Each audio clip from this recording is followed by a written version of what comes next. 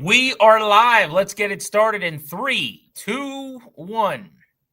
Take command wherever you get your audio. Subscribe, rate, review this podcast. Leave us comments. Help us grow this thing. You can watch us on YouTube on 106.7 The Fan or the Team 980's YouTube pages. As always, Logan Paulsen, after road games, travels back with the team. So he's doing all that kind of stuff, getting on the plane, getting on the bus right now. We got our fill-in, Kedric Golston, who is always excellent for us after these road games, breaking everything down that we just watched. Unfortunately, Kedric, this was a clunker, and this is a really, really tough game for fans to stomach. The arch-rival Cowboys in Dallas was a pick-em type game despite all the injuries right before it started, and Washington comes out flat. They get doubled up 44-22. This 22-point loss, Kedric, the worst in terms of point differential in the Dan Quinn era, surpassing that Week 1 blowout at the hands of the Bucs way back at the beginning of the regime. Yeah, I mean, since the moment I got here in 2006, it was always you got to beat the Cowboys. It's a divisional game. It's the Cowboys. It's a heated rivalry. Did not expect that going into it. You know what I mean? I thought that the Commanders would bounce back after a tough loss to Chicago. But it just did not. It was a frustrating day. You know what I mean? For as much plays that the Commanders made, they gave up way too many. So, you know, there was a bright spot on special teams, and then it wasn't. There was a bright spot on defense, and then there wasn't. So on and so forth. So 22 points. You know, Dallas seemed to have their way. I knew they were a good offense going into the game, but it just seemed like they were really good today. Yeah, what's the opposite of complimentary? I mean, you're a football coach. What's the opposite word? Because you're right. It's like you think about the Tressway punt that pins the Cowboys at the 1. It was amazing. You get a safety on a big play from Daron Payne with some help from Jacob Martin, and you're going, oh, nice play on special teams. But shortly thereafter, you kick a ball out of bounds to give the Cowboys some momentum.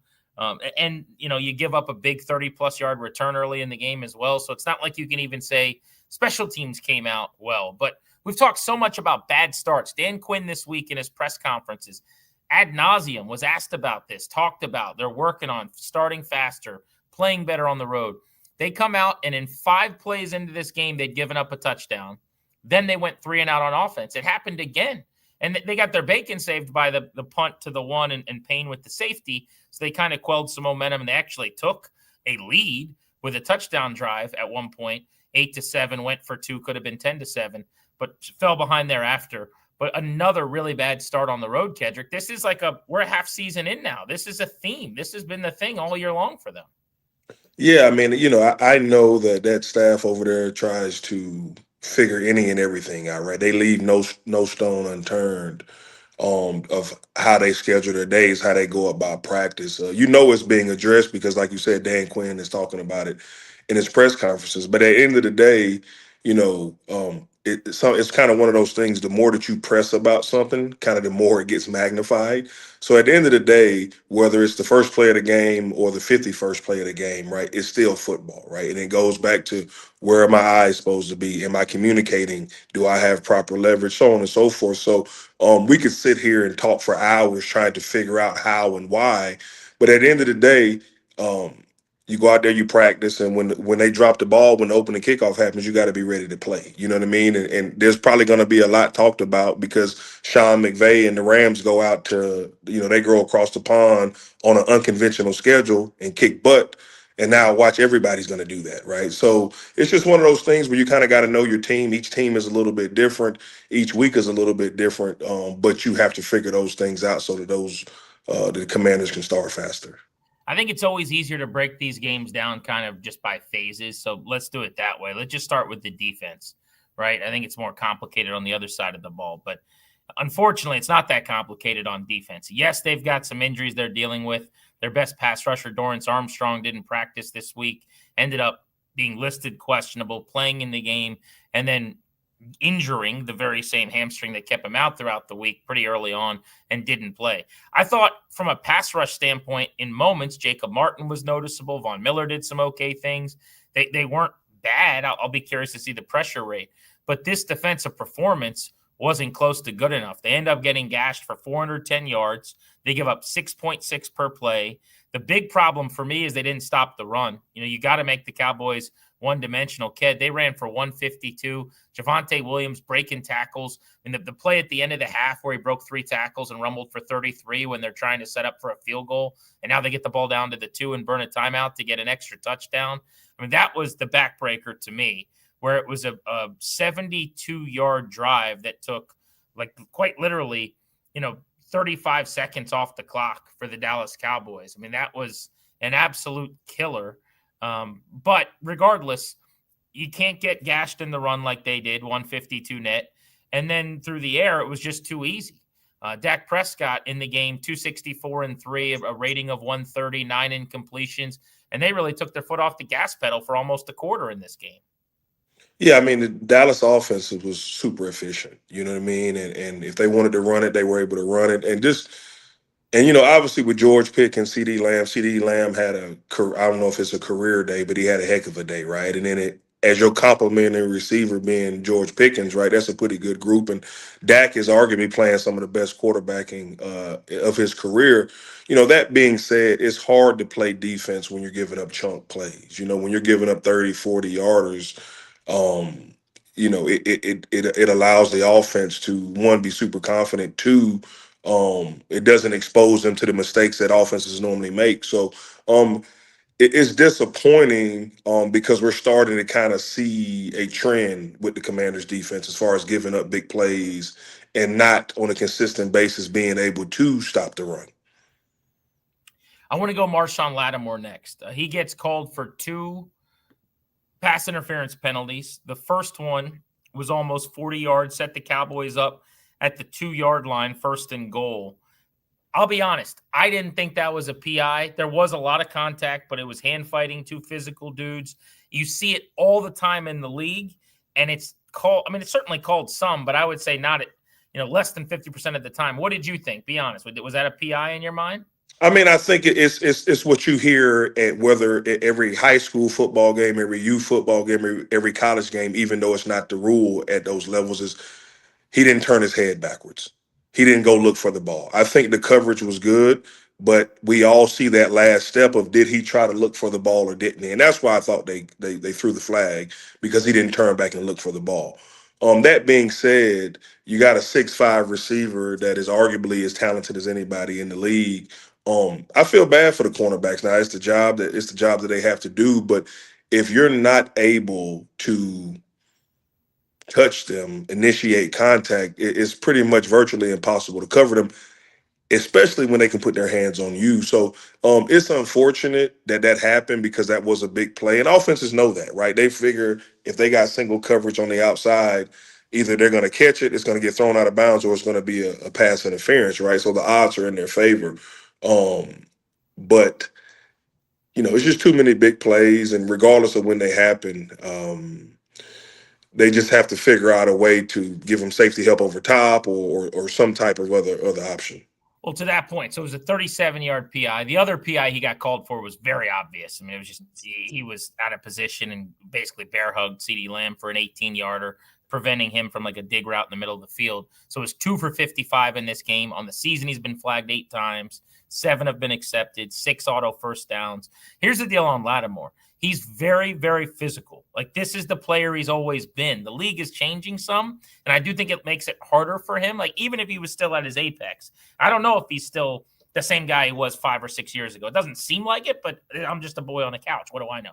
But to me, it seems like maybe not, the quickness, the speed, whatever he was at 100, maybe he's not that. But let's say he is. I still think his style, 7'10", 3 years ago in the league, it was more allowed than it is now. I mean, contact every single week seems to be officiated differently. This thing's officiated for points. And so a guy like him, I don't want to say there's less of a place to play that way, but you're going to get called for penalties. You're going to constantly be marked. And I say all this, kid, to say I would attack him.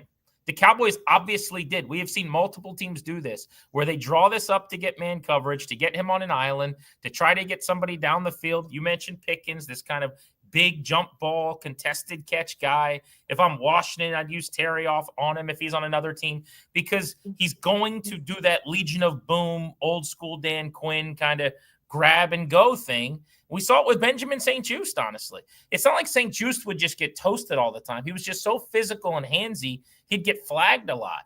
And you're seeing that with Latimore. He also gave up, by the way, a 44-yard deep ball. I just thought on that one, down the sideline before the half, the penultimate play of the half, basically on that 75-yard drive in the final minute, like that's a perfect throw, perfect catch. I don't know how you defend that any better. He gets his head around. He's right there.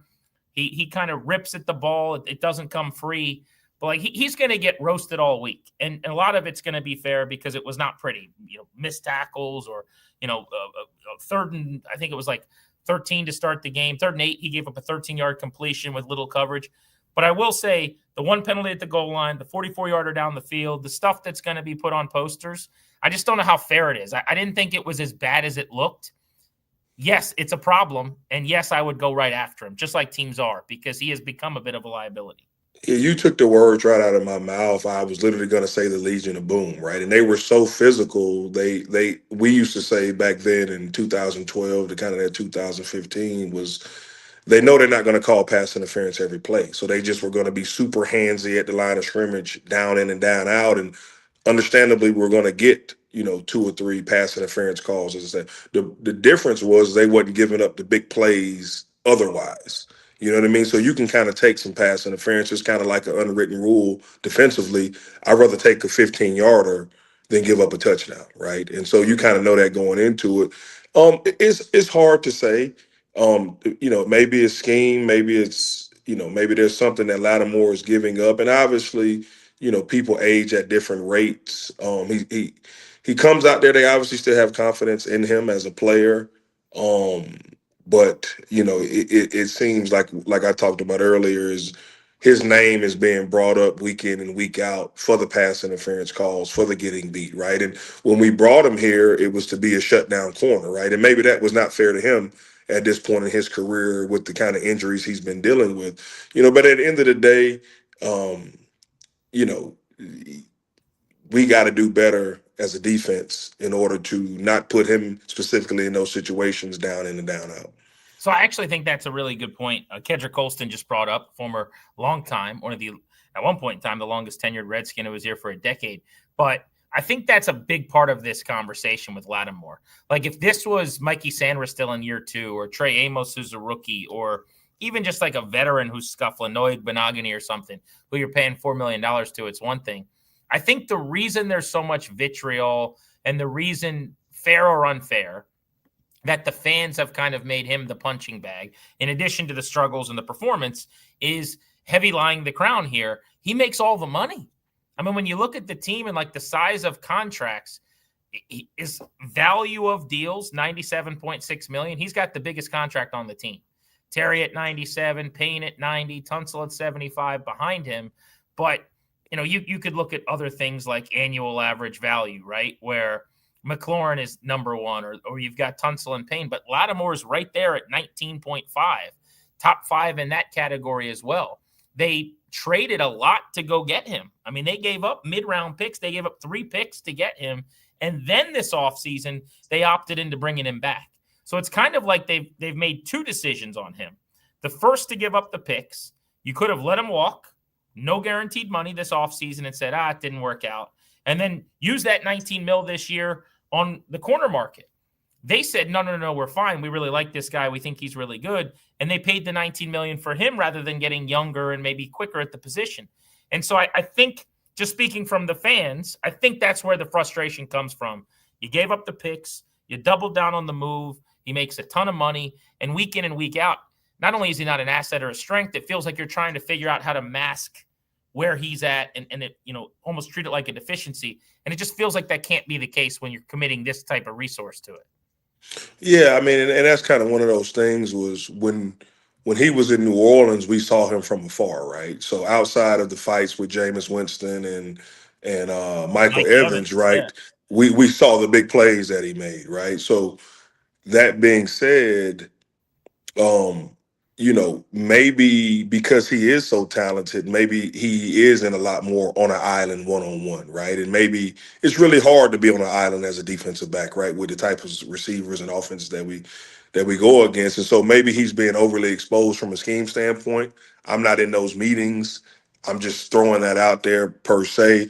But with all that being said, it's still not good enough. And you cannot continue to give up big play after big play and give up 40 plus points and think you're going to win football games in this league.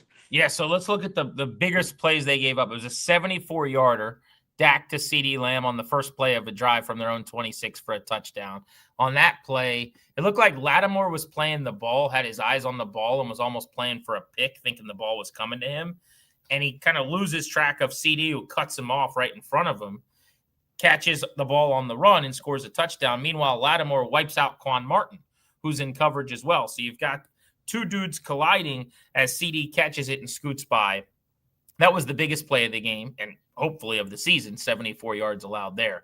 44-yarder from Prescott to George Pickens on the sideline was the one I talked about over Latimore. They had a 33-yard run from Javonte Williams. That was the one that set up the 2-yard touchdown right before the half, came with 23 seconds left at a no huddle. 3 broken tackles. They gave up a 24-yard completion from Prescott to George Pickens where he was running out of bounds down the sideline for 24 yards. Javonte Williams, 17-yard run. Prescott to Turpin with a full head of steam for 17. Prescott to Tolbert for 16. So I'm counting this up here. I got 3 plays 30 or more. I got 4 plays 20 or more. I got 6 plays 17 or more. And I got 10 explosives, 10 plus that you allowed. There may have been more. That's just the 10 longest plays from 11 and longer that I see here. There's your story to me. It's a chunk yardage league. I don't know how many times you and I talked about this when you played, and you kind of educate me on this. Like, hey, man, it wasn't all bad. Like, you're forgetting this play and this play and this play. But we gave up 4 that were too big or whatever it was in that game we're talking about. This time, I mean, there's your story. Like, you cannot win giving up those plays. It doesn't happen.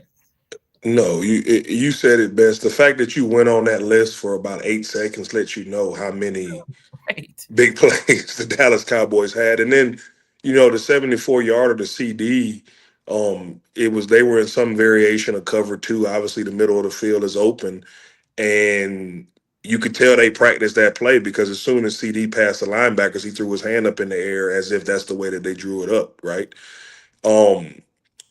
That is the weakness in cover 2, that kind of middle of the field. Tackle him. You know what I mean? Like, you have to understand, either you're going to pick it or you're going to tackle it, right? The fault isn't in CD catching the ball. It's the fact that we didn't get him on the ground and continue to play. So we turned a 30-yard completion into a 74-yard touchdown, right? So if you tackle them there, they still have to go another 30-plus yards to score a touchdown, right? And so, they're a good offense, right? Dak's playing well. CD's obviously talented, so on and so forth. But you just got to get them on the ground there and say, hey, they drew up a good play that kind of stressed out the defensive call that we were in. But they also were having trouble stopping the run, and so what are you going to do, right? Every defense is either geared towards pass heavy or run heavy. And yeah, well, let's talk about that too, because so look, I know what we'll get the headlines after the game and what fans are going to care about, right? It's going to be Pickens and Lamb combining for 9 and 192 on 14 targets, and the fact that Dak threw the 3 touchdowns and had the 130 rating, and it was too easy through the air again. But you almost expect them to get theirs. You don't want it to be that easy necessarily. But if you told me going into the game, 257 net passing, 264 for Dak, that's a fairly winning formula over 4 quarters. Now, 38 points is not, but they didn't stop the run at all. And this is the area where they've been better this year. This is the area where they spent the whole offseason throwing resources, size, Eddie Goldman, Kinlaw, who I didn't hear his name today, actually, for the first time. He's had, a really, really good season and some impactful plays. Looking at the box score, he had 1 tackle. I don't remember his name being said, which is probably somewhat telling. But normally he's noticeable. He's blowing something up in the backfield. He's being physical. I mean, Williams went for $116, 6 a carry, 19 attempts. They gave the ball 26 times to tailbacks for right around 145 or so yards. They averaged, as I said, they got to 150 net, but they averaged over 5 a pop. How did that happen? And what did you see there for Washington to have lost the line of scrimmage so decidedly? Because we can blame injuries in town if we want to all week long at receiver and some other positions. Deron Payne was out there, did some really good things, 3 batted balls and a safety. Kinlaw was playing. I think Goldman was playing, to my knowledge. Like, your big boys were there. You know, your defensive ends were out there outside of Dorrance Armstrong. Your linebackers, Bobby Wagner, Frankie Louvu, Jordan McGee, they were all active. That's your front seven. There's no real good excuse for that for me. No, I mean, we're here to break down the game. I think, that defensive line, the way I believe that Dan Quinn and the staff envisioned it at the first part of the year is not kind of what it is now with some of the injuries that they've had. And some of kind of, I think, the essential pieces that people don't realize about, like, yeah, you got Kinlaw, you got Payne, but those other guys were there as almost like cornerstones, right? That would allow Kinlaw and Payne to kind of really flash their talents week in and week out. And with those guys being hurt or even out for the year, you have linebackers, you have guards getting up to Bobby Wagner and Louvu, right? And so Bobby Wagner's a tackling machine, you know what I mean? But now when you have to deal with offensive linemen and getting, a surge with the offensive line, it's tough. You know what I mean? And you can tell that Dallas had a really good plan of pulling guards and creating different gaps with tight ends and so on and so forth. And they forced the Commanders to tackle one-on-one, meaning that you didn't see multiple hats at the ball at the point of attack, right? So it was, hey, this guy needs to win his rep. If he doesn't win his rep, hey, we're going to be able to get 3. And like you said, they averaged just over 5 yards a carry, which isn't a winning formula. You know what I mean? It wasn't like they just ran the ball, and ended up with 120 yards rushing. No, like they were super efficient at everything that they did. But they've been that way all year. You know what I mean? The Cowboys hadn't had a problem offensively. It's been defensively where they've struggled. Yeah, just looking at the early part of the game too, in terms of the playlist, right? 9-yard run, 7-yard run, 4-yard run. I mean, you're talking about being ahead of the sticks here, right? 8-yard run, 9-yard run, -3. That was when Louvu blew him up. 2, so they start to do a little better, but then 8, and then 17, and then 1, and then 33. Like, so there's too much. They were just giving up too much on the ground, too many chunks for Williams. And he's kind of the guy that I feel like is a decent matchup for them. It's more of a physical running back. It's some size. He made a nice jump cut where he made Louvu look bad in the backfield at one point, but like, this is not your twitchy, speedy guy. This is kind of a guy that I would say, okay, that they'll handle him pretty well. So that was the part of the game I was probably most surprised by. I don't know if you would agree with that, but like I would have said today, they're going to do a good job against the run. Dallas will be one-dimensional. They'll get what they want in the passing game. I thought it was going to be like a 31-28, 31-27 kind of game, 34-31, and it's going to be a shootout. But the fact that Dallas had whatever they wanted on the ground too, again, I know Dietrich Wise has been out since very earlier in the year. You lose Dorrance Armstrong at defensive end. So those are your 2 starting ends. So now you're playing Preston Smith and a lot of Jacob Martin and more Von Miller maybe against the run than you planned. But that's kind of what it's going to be, maybe, regardless of your opponent the next couple of weeks, depending on Armstrong's status. So I don't know. I can't just throw my hands up and go, well, this is, now we're going to give up a bunch of yards on the ground. Like, I don't know. They got to have a better plan here, because if they can't stop the run, then teams just get to pick their poison and kill you and play action. Dan Quinn's obviously a defensive guy. Joe Witt has been with Dan Quinn and is a really good defensive coordinator. This is super cliche, and I'm almost cringing that I'm saying it, but sometimes a player has to make a play, right? And when it really boils down to it, is like, well, especially in the run game, I feel like too, right? Exactly. Like, it wasn't like they were doing anything crazy. It's not jet action. It's not design stuff and quarterback keepers. It's not like Washington. It's got 15 looks. It's Dak Prescott turning around and handing the ball to a dude coming downhill. Yeah, it's power, it's counter, it's inside and outside zone, mostly inside zone, right? And so at that point, right, you have to be disciplined enough. There's a term we use in football, strain. You have to strain to win your gap, right? To tackle the ball carrier, right? And so you know, schematically, they look sound. But at the end of the day, the players have to make the plays who are out there. When you And say strain to win your gap, just define that for people like that. What does that look like? That phrase? meaning, right? Like it's one thing to be where you're supposed to be, right? That's expected, right? You're professionals, but then with being where you're supposed to be, that should then domino to making everybody else's job easy, right? And so in Yeah. the run game specifically, one, you want to stop the surge, meaning wherever way the run is designed to stop, whoever's the edge to that side wants to stop it. So then everybody else, what we call downstream, can then stack up off that one point that, let's just say, the defensive end or defensive tackle to the play side stops. So we're condensing the space in which the linebackers have to tackle, the defensive linemen have to cover backside, and the down safety has to rotate, right? So it's all about restricting space, right? So when I say strain, you can be in your gap, but it's still a looseness in the play, right? So defensively, you want to stop and restrict. Offensively, you want to push and create space. So when I say strain, there has to be a strain where, yes, I'm in my gap, but now I need to stop the flow of the play so that it becomes like a traffic jam or a car pileup where one car stops, one hits, boom, boom, boom, and then here you go with a 13-car accident, all based off of this one reaction of this car not paying attention. There were a few guys I want to highlight that I thought did some good things defensively. I mentioned Deron Payne batted 3 balls at the line. He had the safety. Jacob Martin helped clean up on that safety. I thought he showed up as a pass rusher. And there were a few times today, and there have been a few times the last couple games where I think Darnell Savage in space has looked pretty good. The safety they brought in, the former Packer, Maryland Turpin, first-round pick. So just wanted to single him out here defensively. But overall, you knew coming in, number 1 offense in the league. This was not going to be a good matchup for a secondary that's been getting shredded, and that certainly was how it played out. Again, 6.6 per play. They give up 409 total. Let's get to the offense.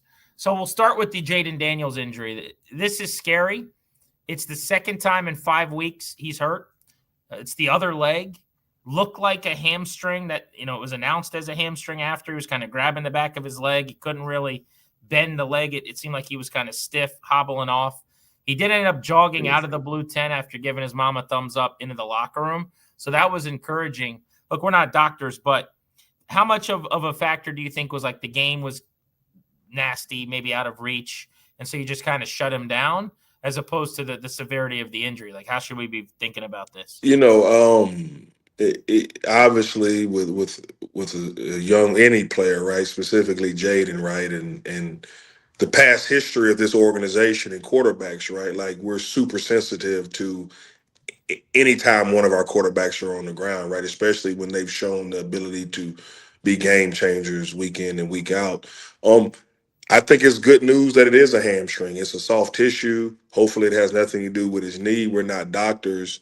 But ultimately, that's why you have Marcus Mariota on the team, right? And it's to be able to go out there and keep the offense afloat and until you can get an MRI on Jaden's lower body to know specifically what you're dealing with, I think that was really responsible of Coach Quinn and the medical staff to keep him out, right? Because you can feel it in one place, but that might just be deferred pain, right? So obviously they know it's a lower body injury, and you have to protect that, especially because, like you said, this is he missed 2 games early in the year with the lower body injury. So I always defer to caution is always best, and you live to kind of fight another day. But hopefully it is just some soft tissue stuff that, he'll take some time, he'll rehab, and he'll come back 100%. I'm sure he'll have an MRI.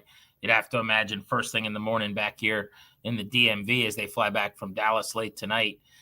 Daniel's performance, right? Let's put the injury to the side because we don't know much. I guess if there's any good news, it's that you get an extra day with a Monday Night Football game coming up in 8 days. But uneasy again. He was 12 of 22 passing. I counted 3 drops, 2 on Ertz, 1 on Jalen Lane. But also there were at least 3 balls that were clear misfires that were kind of layups for him a year ago where he just didn't have the same accuracy. And that has been a reoccurring, not consistent, but off and on theme throughout the year for him. So before I go any further, I want to get your thoughts on that. Have you noticed that same thing? I don't mean just that the completion percentage is way down. That doesn't tell you a whole lot. But it does seem like he is missing more open throws than he did last year. And why is that generally? Do you think it's mechanics and footwork, or is it, what is it? This was the first time where I felt like not having, obviously McLaurin has been out, not having Debo has really reared its head.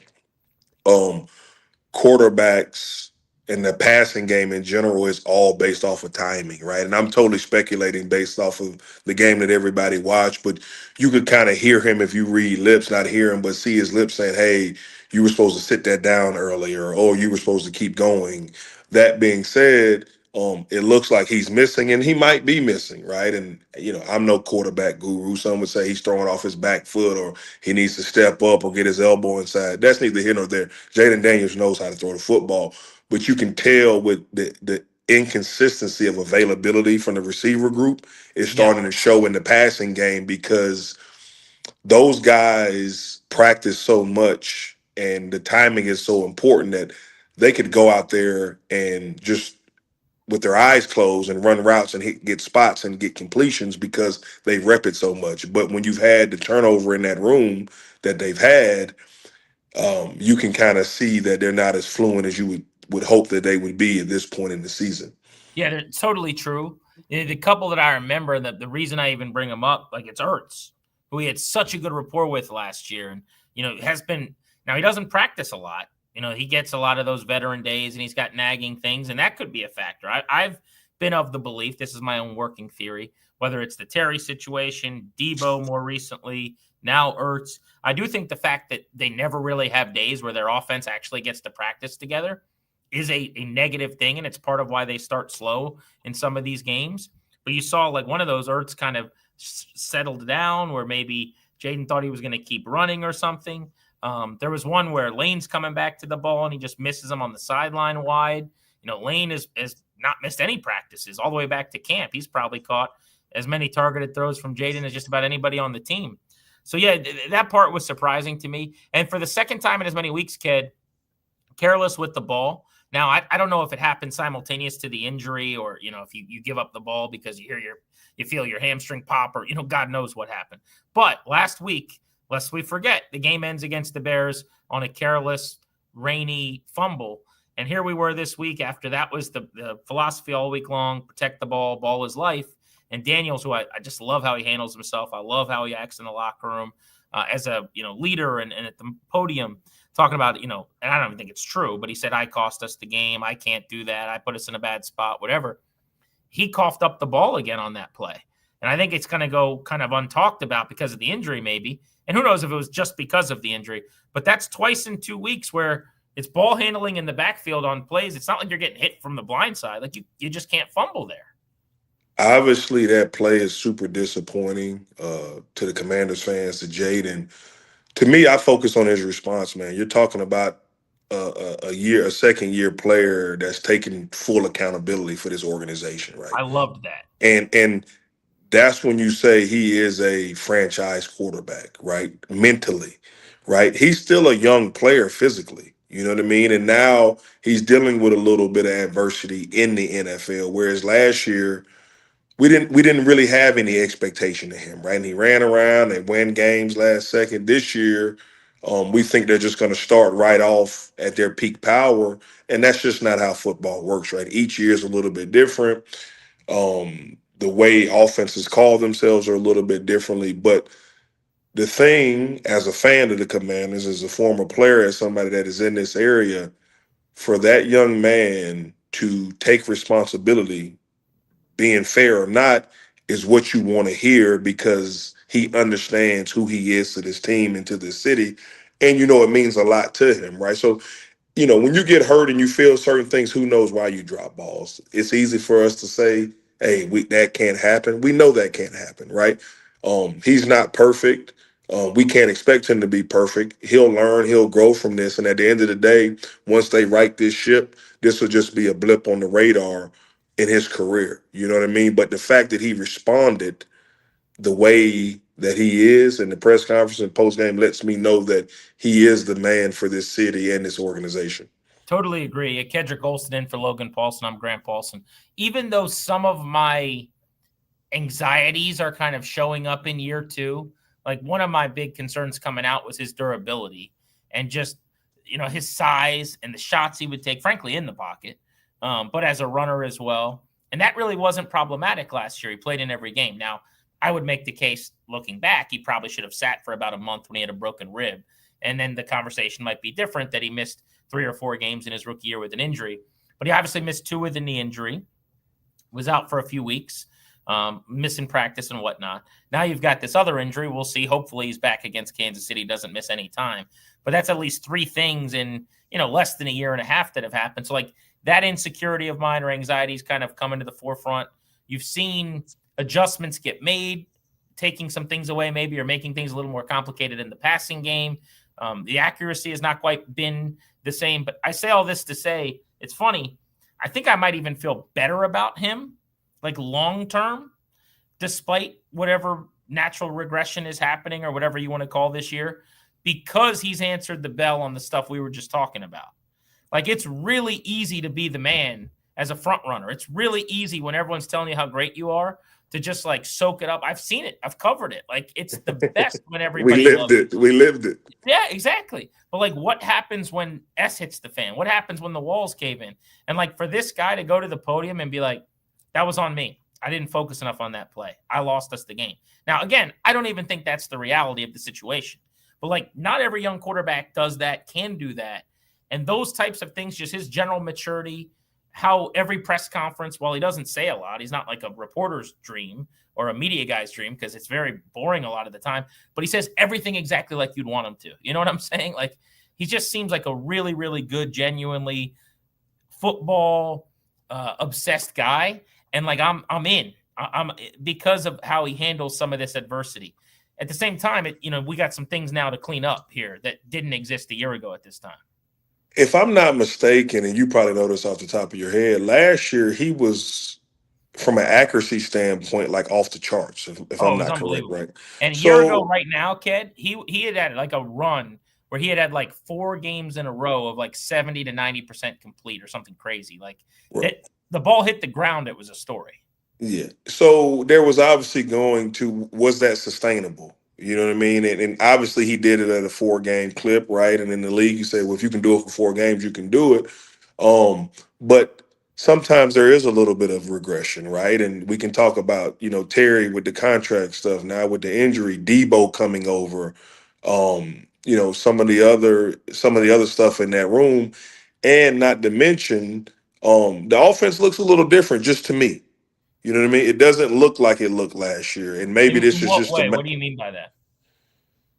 Last year it just seemed like a lot more redirection, a lot more orbit motion, a lot more just like controlled chaos, if that makes sense. Bells and whistles, eye candy. Yeah, a lot of smoke and mirrors to where there were literally guys just wide open in the middle of the field. Some of that is now you have a year's worth of tape with playoff runs. And so, to use a baseball reference, right? Like, people are going to take your fastball away. Like, whatever your best pitch is, you have to take that away, right? In the NFL. So maybe they're taking away what he likes to do, where he naturally threw the ball, where he naturally liked to set up in the pocket. But to me, he's at his best when he's moving out of the pocket, and you have to account for him in the run game as well as extending plays with his legs in the passing game. Yeah. We want to protect him, right? He is the golden goose. He is the franchise quarterback. We all love him. He's everything that we want him to be. But that's when I think this offense is at its best. He was the leading rusher today, and it is a tall order, if we're being honest. I mean, it should also be noted, even though I don't think this is why the offense had some of its issues, but you had no Terry, you had no Debo, you had no Noah Brown, so you were down the depth chart a little bit. You still see Chris Moore getting free and running loose for 40+, and you still see Ertz, couple of drops, couple of misses, running free, second level. He went 3 for 37 and a touchdown on 7 targets. I like Jalen Lane's game. He had 1 drop, would have been 4 for 75. It was 3 for 60.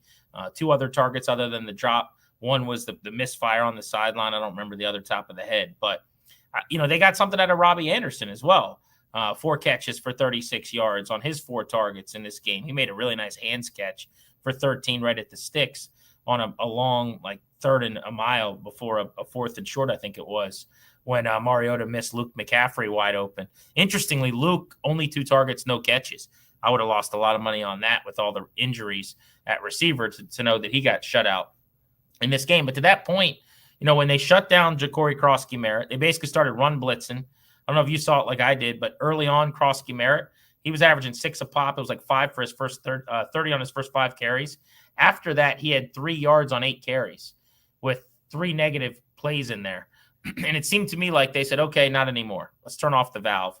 Run blitz like crazy, met in the backfield, because they didn't really trust anybody to get open behind them. You don't care about the speed of Moore or Ertz or Anderson or McNichols or Bates or McCaffrey. Lane's the guy that can get you down the field. He did on a 35-yarder. But it seemed like they kind of loaded up the box and said, Jaden's got to beat us, and then Washington wasn't really able to. Well, that's the thing, right? And this is no disrespect because all these guys are professional athletes, the best in the world at what they do. But without having Debo and Terry, there's nobody really in that receiver group that scares you. You know what I mean? So at that point, Krosky-Merritt is the focal point of that offense. So we're going to take that away and see if these guys that, aren't household names can beat us. And Dallas didn't think they could. And, there was a ton of talk of, they had been struggling. They ran a lot of zone. They just went man-to-man defense. It's simple. Man-to-man defense not only helps the secondary, it also helps the linebackers because their coverage is in the backfield. They can be fast to the ball and inserting. So the play-action pass game, it's better for that. It's also better for the run fits because if my coverage is in the backfield and he's going towards the line of scrimmage, I'm responding to my coverage, right? So obviously the switch to more man-to-man that Dallas did paid off for them. And maybe Washington wasn't necessarily anticipating that, you know what I mean? But obviously these guys watch a ton of tape. They have the iPads on the sideline. They have people up in the booth. They're aware of it. But at the end of the day, if you were a defense coordinator for Dallas Cowboys, are you going to stop Bill, or are you going to figure out you have a hands up in the secondary with the receiver group that Washington had out there? Yeah, and that was clearly the plan, and it worked as the game went on. One other note I want to point out as we end the offensive conversation, and this goes both ways, but the offensive penalties were particular killers. Like they were about to go for a 4th and 3 early in the game. Sam Cosmi and his return, false start, 4th and 8. They got a punt. There were a couple times where they would get they got a delay of game out of a timeout, which makes me want to ram a wall head first. I can't stand it. By the way, they called a timeout less than 2 minutes into this game because they were struggling with personnel down along the goal line as well after the PI on Latimore. But 11 penalties, Ked. 11 for 118 yards. And I'm not trying to make this some big referendum, right? This regime's done a great job. Peters, Quinn, the numbers speak for themselves. The record speaks for itself. Like this game felt like previous eras. Like it just felt like this was not this group that we've become so accustomed to, the quality coaching performance and the quality, we're going to find a way to play like this professional level of football. 11 penalties, given up 38 defensively, getting 44 scored on you by Dallas on the road. Like I've lived this. You've lived it. We've all seen it. This doesn't feel like this group since the beginning of last year. The pre-snap procedural penalties they can't be tolerated. You know what I mean? Those are all things that are controllable, offsides, subbing, getting the play call in. The penalties that happen in the actual play, those are going to happen, right? It's football. You got large men, fast men running around. As I sit there and watch this game, and I think it's warranted from an organizational standpoint, is that kind of like with Jaden taking full responsibility for the game and the play, I believe that these guys have that connection in which Dan Quinn, Adam Peters, Joe Witt, Kingsbury, Bobby Wagner, Deron Payne, Cosby, Debo, right? Like they're going to look inside and see how they can fix it. You know what I mean? What can they do better? How can they be more accountable to the situation? And so that is what gives me hope to say you don't have people kind of pointing the finger or saying, "Oh, I wish we would have did this way, or wish we would have did that way." I think it's completely different. As from an emotional standpoint, it could feel a lot like previous regimes. But when I look at it and I listen to the post game press conferences that the players say, when I listen to Dan speak, everybody is saying what they can do better to the public, right? And as somebody that has been in those locker rooms and those press conferences, right, like that's what you want. Because from the quarterback standpoint, the offensive guys know that Jaden's going to protect them and they're going to protect Jaden, like to the public, so on and so forth, right? So I believe they're connected. Obviously, nobody feels as worse as they do on the plane ride back from Dallas. I think that they've been intentional in building connection and understanding what that looks like. And I believe that they're going to respond and continue. You know, they got a kind of a murderous row on paper these next few games. But I think they can come out of here winning 2 of these 3 games and kind of steady in the ship to kind of go down to November football where it really counts. Well, here's the tall order. It's the gauntlet. It's at Kansas City Monday Night Football. It's at home against Seattle Sunday Night Football. Coming off of a bye for Seattle, by the way, which is not fun. We just did that, right? The Bears came to town off of a bye. And then you got to deal with the Lions. Now, that is a traditional Sunday afternoon game, but that's as tough as it gets. That might be the best team in the NFC in Detroit to end this 3-game stretch now at 3-4. And they've really made it hard on themselves because at 1-4 in the conference now, you're about as bad as it comes from a tiebreaker standpoint. So you put your backs against the wall pretty squarely here. You got to come out swinging against Kansas City. I just caught a couple of the notes out of the Dan Quinn presser.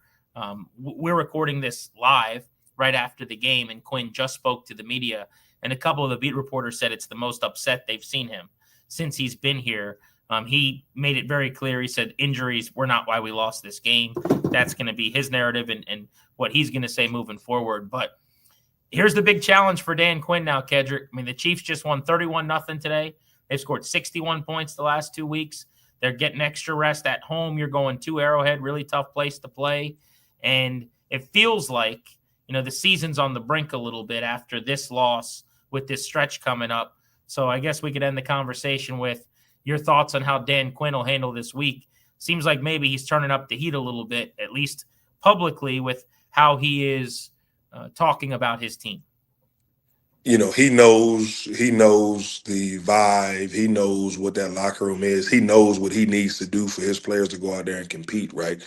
What a great opportunity to go on the Arrowhead and beat the Chiefs.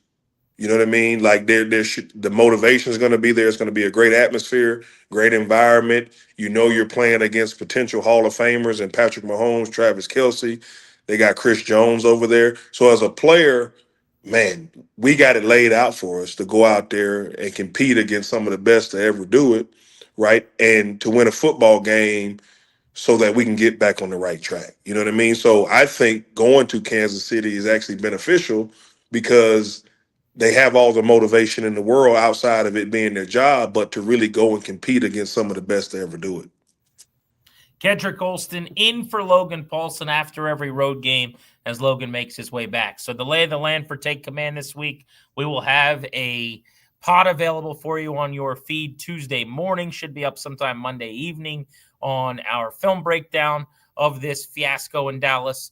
And then we will be looking ahead to Monday Night Football with a film preview of Kansas City and how they've gotten their offense back on track. Rashee Rice, a couple of touchdowns in his return today. It's a 22-point loss for the Commanders, their largest loss of the Dan Quinn era, 44-22. They commit 11 penalties. They give up 400 yards. Jaden Daniels leaves via injury, MRI scheduled for tomorrow. Other than that, the play was pretty good, I guess, Mrs. Lincoln. For Kedric Golston, Grant Paulsen saying so long. Subscribe, rate, review, send the pod around. Tell your friends about it. We do it 3 times a week. You can watch us on YouTube, 1067 The Fan, Team 980 YouTube channels. Thanks for checking out Take Command.